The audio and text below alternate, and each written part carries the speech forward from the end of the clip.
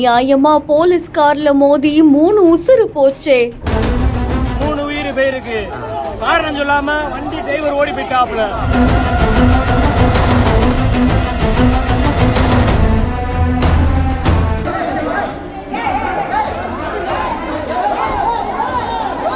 சம்பவ இடத்தை முற்றுகையிட்ட கிராம மக்கள்.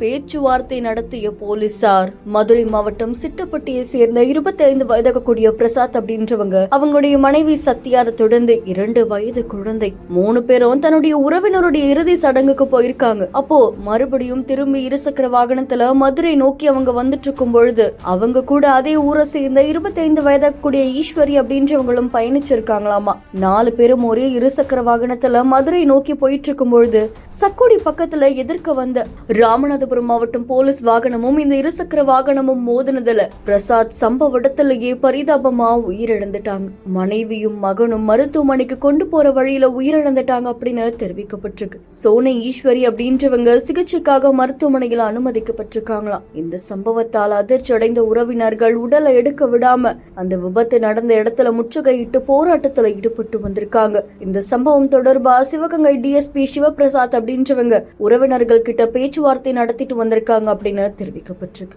அதை தொடர்ந்து இந்த சம்பவம் அந்த பகுதியில் பெரும் பரபரப்பை ஏற்படுத்தியிருக்கு.